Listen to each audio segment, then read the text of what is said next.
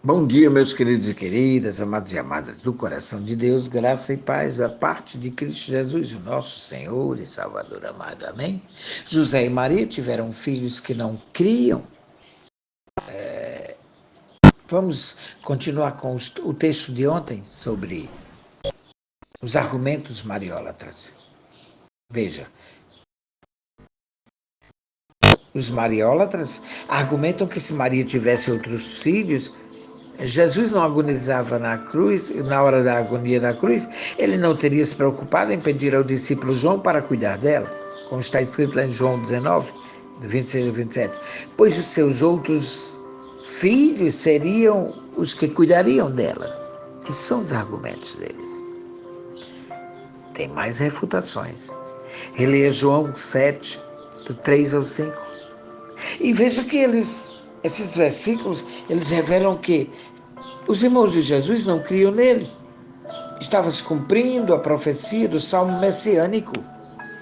Salmo messiânico significa o salmo que predizia o que ia acontecer com Jesus, o Messias.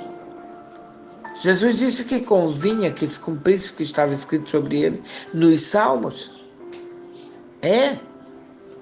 Convinha que se cumprisse tudo o que de mim estava escrito na lei, na lei de Moisés, nos profetas e nos salmos. Está escrito em Lucas 24, 44. Jesus falando. Então, observe o que diz o Salmo messiânico. Tenho me tornado como um estranho para com os meus irmãos e um desconhecido para com os filhos de minha mãe. Salmo 69, 8. Como se cumpriu a lei de Moisés e os profetas, esse salmo messiânico também teria de se cumprir. E o cumprimento está em Jesus. Escrito então lá em João capítulo 7, 5.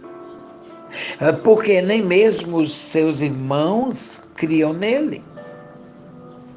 Assim fica explicado por que Jesus não entregaria a Maria nas mãos de seus irmãos, por causa da incredulidade deles.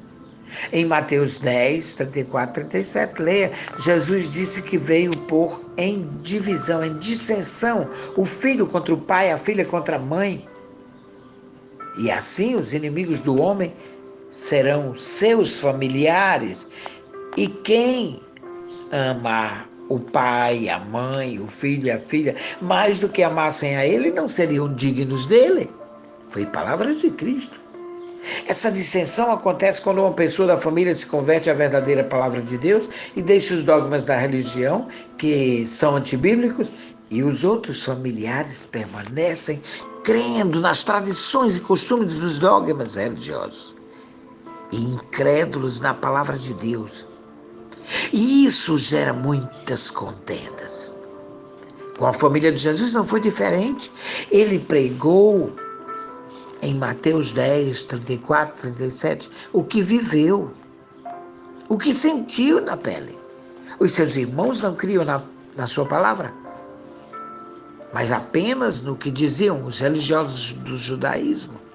Essa dissensão aconteceu com frequência no começo do cristianismo. Saulo, que perseguia a igreja.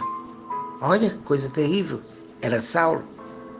Depois que ele se converteu ao cristianismo, teve um encontro com Cristo, deixou as tradições dos religiosos, tornando-se apóstolo Paulo a favor dos cristãos, pregando que o fim da lei é Cristo. Está lá em Romanos, capítulo 10, 4. Leia.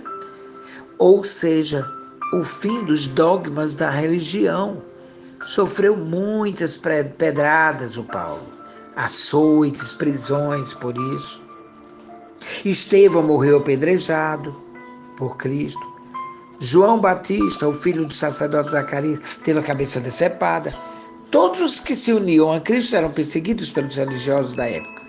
Isso porque seus dogmas eram refutados pela palavra de Cristo.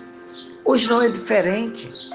Essa dissensão que Jesus falou continua acontecendo entre irmãos, pais e filhos.